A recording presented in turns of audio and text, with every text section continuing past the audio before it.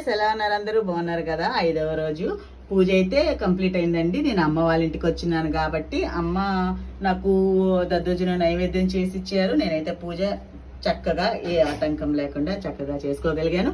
ఈ రోజు ఈ పూలు తీసుకున్నానండి. నెల్లూరుకి వచ్చాక నెల్లూరులో అయితే బోలెడు రకాల పూలు దొరుకుతాయండి.